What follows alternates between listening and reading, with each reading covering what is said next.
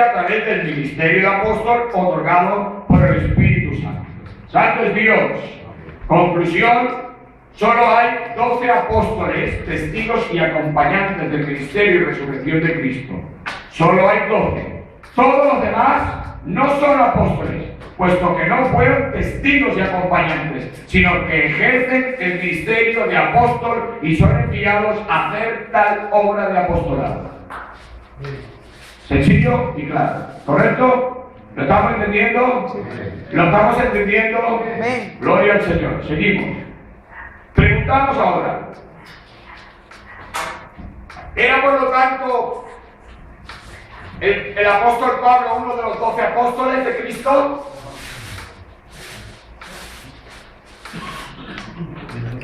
¿Sí o no? Y sin en cambio es el apóstol a los gentiles, el gran apóstol Pablo, el apóstol. ¿Sí o no? Pero no era apóstol acompañante de los 12 apóstoles primeros y no compartió el tiempo del ministerio de Cristo. Pero sin en cambio era el apóstol Pablo, es innegable, el apóstol a los gentiles enviado por Cristo cuando lo derribó de la montura camino a Damasco, ¿sí o no? Por lo tanto, responder esta pregunta es tremenda. Pero como no podemos responderla correctamente, porque estamos diciendo que no era apóstol de Cristo, pero sí que era el apóstol Pablo, que eso es innegable, ¿sí o no? ¿A quién le preguntamos si era apóstol Pablo o no era? Pues muy sencillo, se lo vamos a preguntar a Pablo. ¿Parece bien? En gloria a Dios, ¿no? Gloria a Dios, ¿no? Nosotros podemos preguntar en vida, estar con el Señor. Pero él dejó escrito una nota en la palabra y aclaró esta pregunta. Mirad lo que dijo. 1 Corintios 15:9 dijo, Pablo, porque yo soy el más pequeño de los apóstoles, que no soy digno de ser llamado apóstol porque perseguí la iglesia de Dios. Ah, qué bien. Es decir, Pablo, lo que declarando esa nota, dice, porque yo soy el más pequeño de los apóstoles, el más pequeño pero soy apóstol.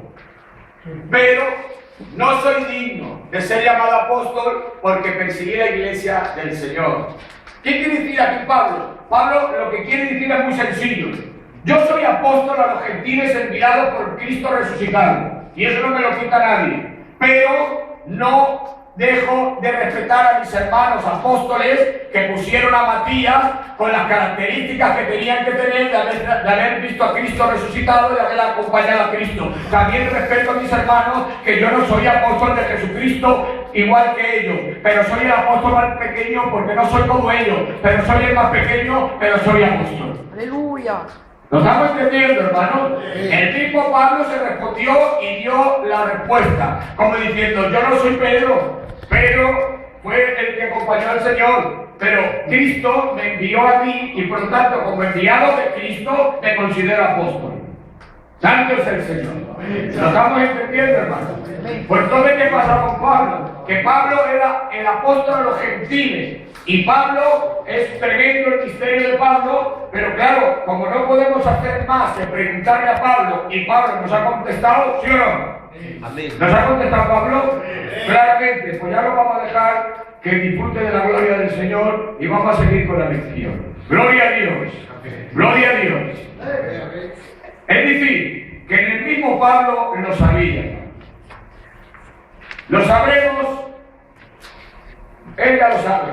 Pero nosotros lo sabremos si Pablo fue apóstol de Jesucristo cuando todos lleguemos y veamos la Nueva Jerusalén descender del cielo de Dios y dice que la Nueva Jerusalén tendrá un muro rodeando toda la ciudad con 12 cimientos de piedras preciosas y en cada cimiento que hay 12 estará escrito el nombre de los apóstoles del Cordero.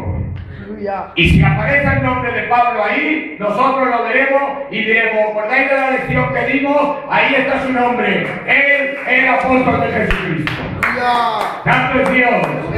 Si no está su nombre, diremos, pues claro, no lo sabemos con seguridad y el nombre de Pablo no aparece. Pero no nos olvidemos que el apóstol Pablo era el apóstol de los gentiles y a quien Dios le declaró la doctrina a la iglesia del Señor. Santo es Dios.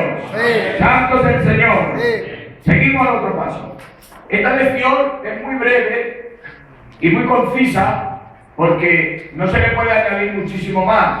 Hemos hablado de lo que es el tema del primer apóstol, del segundo apóstol, qué es lo que hace el apóstol, y ahora vamos a hablar de las funciones desarrolladas por los apóstoles, ¿correcto?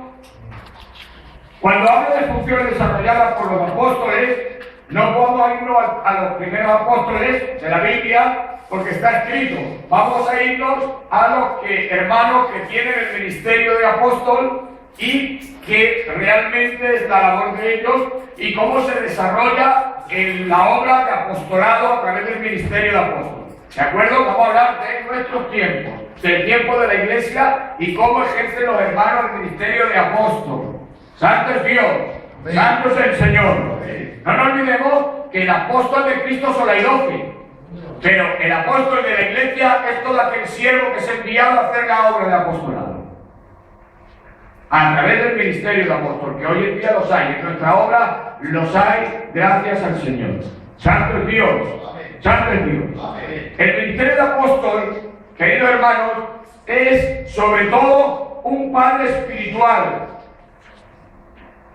Hay hermanos que tienen algo especial para engendrar y dar a luz y adoptar hijos espirituales.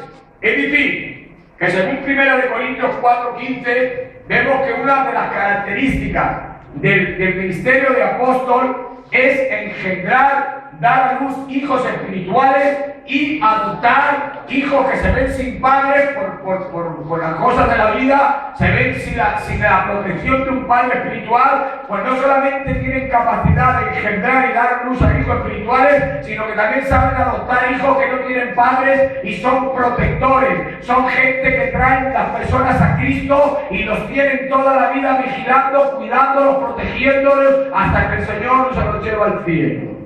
¡Santo es Dios! ¿Qué quiere decir esto? Que una de las características principales de un ministerio que tiene el ministerio de apóstol es que es un padre espiritual.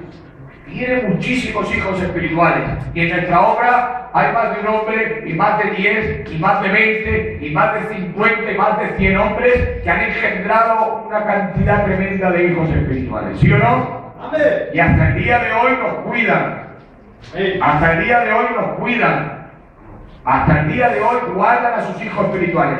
El que quiere esa función, por muchos hijos que tenga, siempre tiene tiempo para cada uno de ellos. Santo es Dios.